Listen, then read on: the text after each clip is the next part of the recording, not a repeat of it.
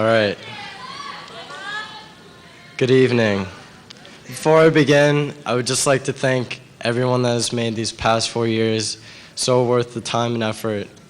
I'd like to thank my teachers, my mom and dad, my family, my girlfriend, and my closest friends that have just made these years so amazing. The power and influence of a friend can drive others to accomplish things in life that many of us would certainly have difficulty in achieving by ourselves. One of my closest friends has aided me with his influence and has left me with many great memories. I would like to talk about him before he comes up here so that you can have a little insight on one of my good friends, Chris Cox. Chris and I met in Langston Hughes, and we have since become very close friends. Chris's generosity, understanding attitude, and ambitious work ethic has made him into a respectable friend, brother, and student. Chris's involvement at South Lakes High School has inspired many of us, including myself, to also become active and take part in our school life. He has participated in choir, swim team, the Student Class Association, the Student Government Association, as well as numerous other school clubs, most of which he has been involved in since freshman year. Chris has just recently achieved his Eagle Scout Award after years of commitment to Scouts and hours of planning and working. I've genuinely enjoyed his company in my 4 years here at South Lakes, and I'm looking forward to another 4 remarkable years with him at Virginia Tech.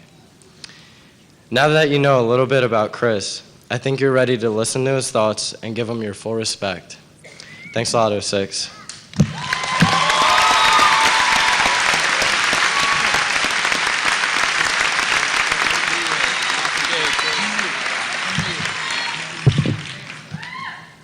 My tassel's too tassely.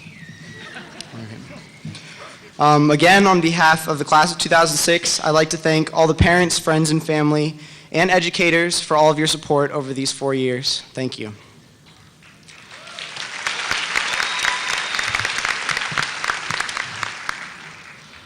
It is both fair and reasonable to say that I was extremely naive when I entered Langston Hughes Middle School. For my first day, I picked the most colorful pair of shoes I could find, a bright orange t-shirt, and an even brighter smile, and needless to say, I got torn apart. Preteen social rules and codes of cool were stricter than I'd ever imagined, and I found myself packing away my personality piece by piece deep inside of me until I blended in with the crowd. By 8th grade graduation, I was a completely different person, utterly terrified of entering an even larger, foreboding world of stereotypes and strangers. Upon entering South Lakes, I stuck to my routine. Blend in as much as possible. Never draw attention to yourself. For me, being in any kind of spotlight was suicide, a chance for others to ridicule and judge me. Looking back as a senior, my experience at South Lakes greatly contrasts the low standards I set for myself in the 9th grade. At some point between paying the freshman float, joking in Mrs. Roethlisberger's sex education classes, cheering at our basketball games, or singing my first solo in men's choir, I decided life at South Lakes was nothing to fear. We have been taught by society, the media, history, our peers, and sometimes even our parents to condemn, hate, and judge. This behavior is learned.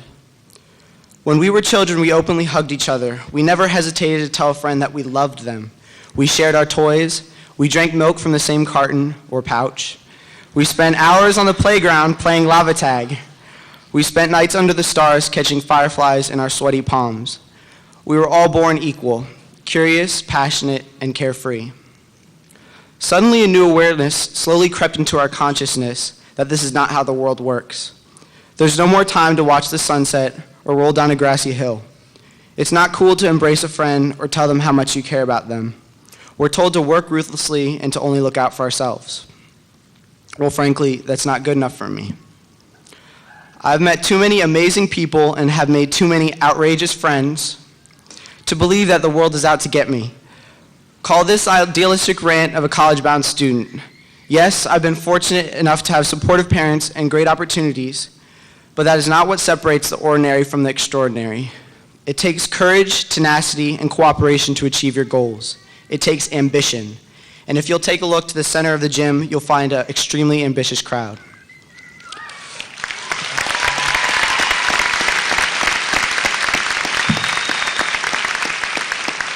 We have future chemists, biologists, dentists, and doctors. We have lawyers, social workers, entrepreneurs, and maybe even a few politicians. We have writers, directors, producers, professional sport players, and chefs. We have makeup artists, fashion designers, actors, technicians, architects, and engineers. We have at least one ridiculously phenomenal drummer, naval officers, Air Force pilots, singers, songwriters, and educators. But what separates us from the hundreds of other graduating seniors in Fairfax County and beyond? I came from Sunrise Valley Elementary, and when it came time to graduate from the 6th grade, there was a lot of controversy. In most communities across the country, the progression to high school is understood. There aren't many major decisions after the 6th grade, but at Sunrise Valley, everything was up in the air. There's a large contingency of parents who did not want their kids to go to South Lakes, enough to make the whole crowd of parents question their decision. There are other schools, private and public. Parents drive their kids every day to other districts rather than have them ride the bus down the street to South Lakes. My parents asked me if I wanted to explore other options, but I was already scared of leaving elementary school, and why would I want to start all over again? So what is to fear about South Lakes? Is it our maligned reputation? Is it our depressing building? Is it our student diversity? These questions may never be answered, but I'm confident that our parents made the right decision.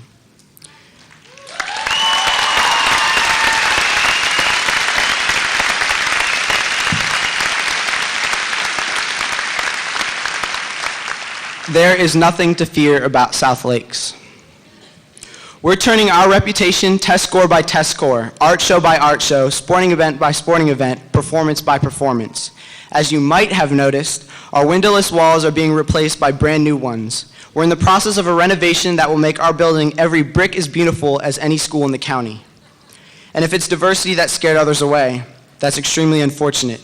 Because if I know anything about our school or our country, diversity is the essence and the backbone of both our culture and our strength.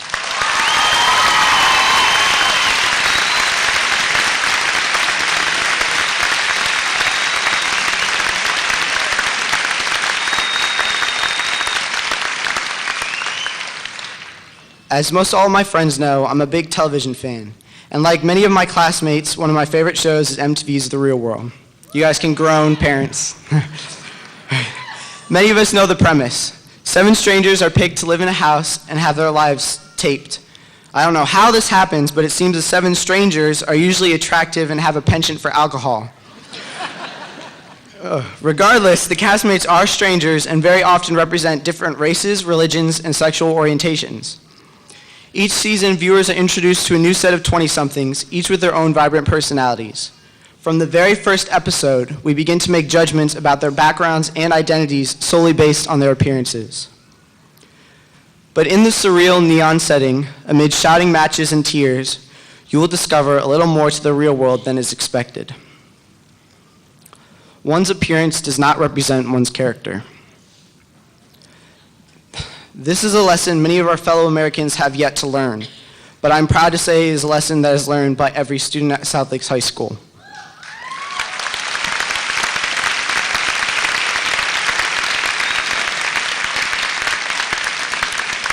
You cannot graduate from our high school with the same ignorance that is encouraged in other parts of the world. Our high school represents more cultures and religions than any other in the area, and is the reason I am most proud to have been a student at South Lakes.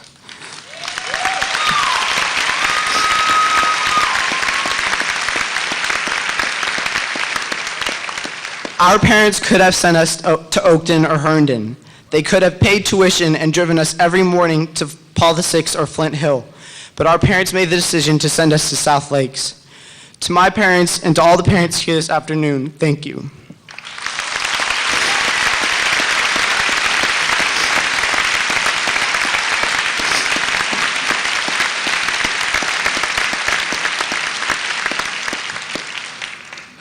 The great American writer E.E. Cummings once said, "It takes courage to grow up and become who you really are." I've learned more about myself, my peers, the world, and the person I want to become because I'm a South Lakes student. So what we're left with is the class that changed our reputation and began our renovation, the class of 2006. In a few months, some of us will be packing our belongings for college, applying for a new job, or preparing in some other way for the next step in our lives. We're likely never to see many of our fellow classmates again, but their impressions will forever remain a part of our personality and our character. It takes courage to grow up and become who you really are. Take chances. Enter every endeavor with the compassion of a child and the sophistication of a Southlake student. Not only will we become who we are meant to be, but we will also become the change we wish to see in the world. I love you, 2006. Stick a fork in us. We're done.